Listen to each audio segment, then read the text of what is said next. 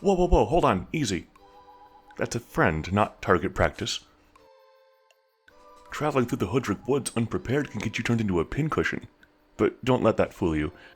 These folks are some of the warmest people you'll ever meet. So come, sit by the fire, and I'll tell you the story of the people who call this forest their home. Our favorite mushroom-munching friends, second favorite mushroom-munching friends, are the Hoodrick, a tribe of archery enthusiasts that live in this dense forest. The woods they call their home are full of dangers, but that doesn't deter them, as every Hoodrick has their trusty bow by their side as they venture out into the untamed wilderness. So, what's up with the interest in archery? No society is known primarily for a shared skill if that skill didn't have some cool backstory.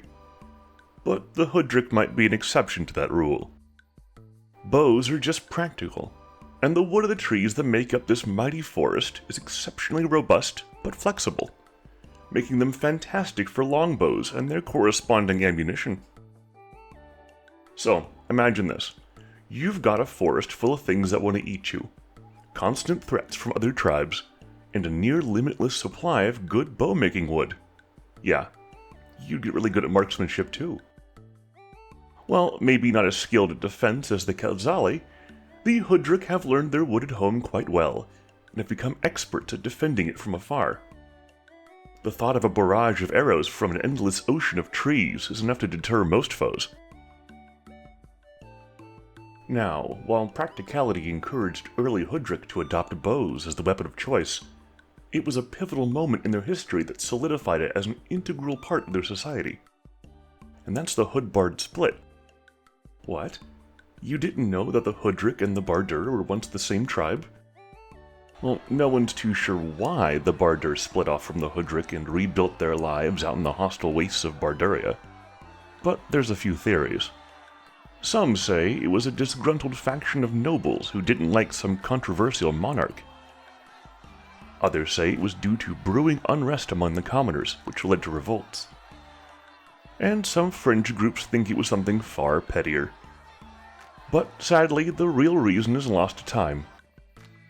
Regardless of why, a mass exodus of Hudrik left the woods and became the Bardur, who would return on multiple occasions to raid and pillage Hudrik cities. The final defining moment that cemented this new group as a culturally distinct tribe and perpetual rival to the Hudrik was their loss at the siege of Halarda-Karn.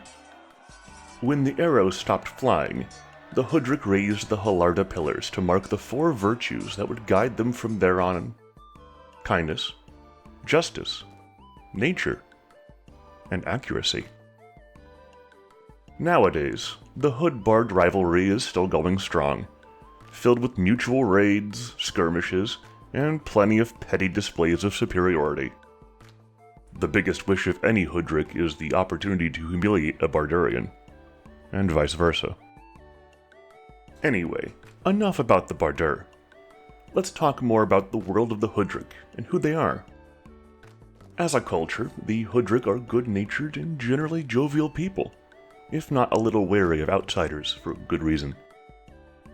They prefer physical activities to things like theaters or art, especially activities that involve the outdoors. Children are taught how to shoot a bow from an early age, and most Hudrik are fairly good shots, even if they're a little rusty. As expected, Concordance Day celebrations are typically filled with all sorts of archery-based activities, such as shooting tournaments and expos of new kinds of bows and arrows by local bowyers and fletchers. Hudrik aren't known to bathe very often, and their unkempt hair is often covered by their iconic bicocket hats, which are made from the felt of a gogon and often topped with the feather of a bellow bird. The Hudrik live under the rule of a monarchy, which divides its power into something akin to a feudal hierarchy of lords and barons who manage the common populace under their spheres of influence. Religiously, the Hudrik venerate magnificent or holy individuals from their past, and in turn, objects from them that are often regarded as sacred relics. A caste of monks catalog, process, and store these relics in a place called the Vault. which lends its relics to the local temples and shrines of the Hoodrick cities for the populace to revere. Stop by a Hoodrick temple if you ever get the chance. I think that the one near us is currently showcasing the shoes of Arbus the Pious. But their story is for a different day. And it's not unheard of Hudrik to carry some of these as bait or an offering to any hooks they may stumble upon. In case you haven't noticed, what you've been munching on is meat from a hooks. You know, a hooks. They're big, black, bovine-like creatures that roam through the forest looking for food. You'll definitely know when you found one, as the large white horns give them away pretty easily. Hooks are large, dangerous, and not above devouring unsuspecting Polytopians who might be lost. Thankfully, when tamed, they're quite docile, and are used as a standard mount animal for Hoodrick cavalry, as well as for other purposes, such as pulling farming plows, functioning as a source of leather, or just being delicious, as you've come to find out. Even though they'll opportunistically eat Polytopians or other animals if available, you'll typically find hooks eating Quisberries or Hurg mushrooms, and it's not unheard of Hudrik to carry some of these with them as bait or an offering to any hooks they may stumble upon. Speaking of Quisberries, let's talk about these large fruits.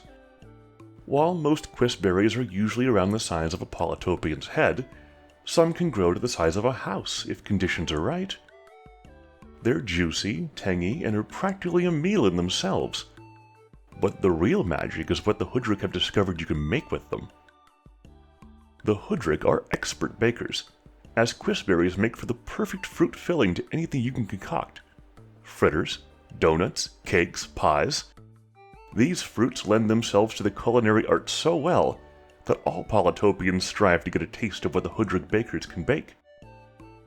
Even the Bardur have to admit that the Hudrik are the best bakers on the planet, and they've nabbed a few pies during their various raids when they could.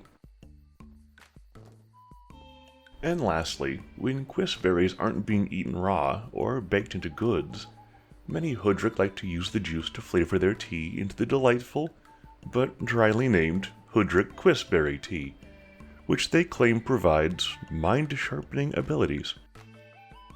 Does it really? Depends on who you ask, but most archers will swear by it.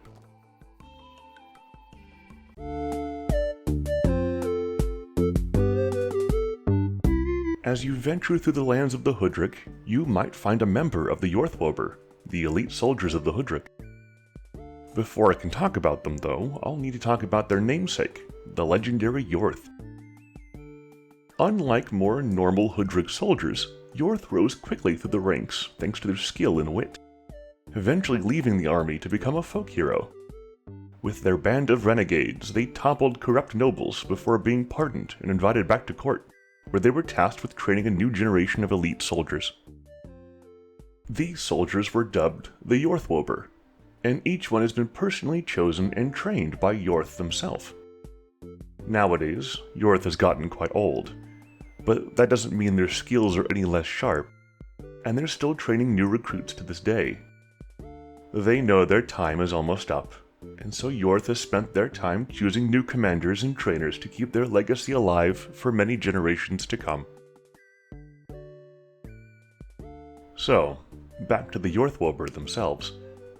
As I said before, they function as the highest echelon of the Hudrik military, under direct control of the monarch, not unlike the Chinchi Chapeau or the Luxador Amux. And that's for good reason. You'd be hard-pressed to find a better group of scouts, archers, and wilderness survivalists all wrapped into one. And each Yorthwober is both an expert in their craft and a force to be reckoned with. You can tell them apart from the standard rank-and-file soldiers by their capes, scarves, belts, and custom bows, all made from the best materials the Hudrik can muster.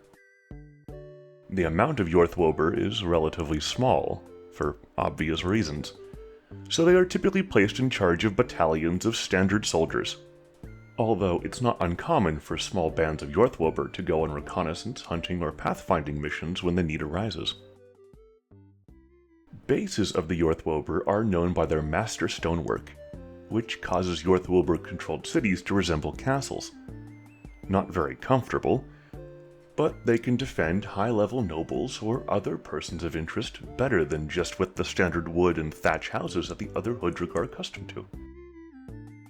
The Yorthwober are also equipped with red bows, which are stained a striking red color using a special process involving Quisberry juice, and carved by monks from the vault with wood from their own personal grove.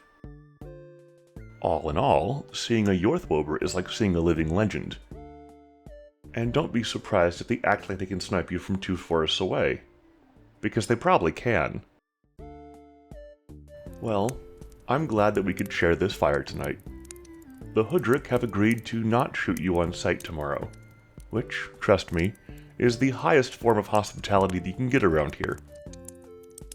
Sleep well, and may your journey be filled with adventure.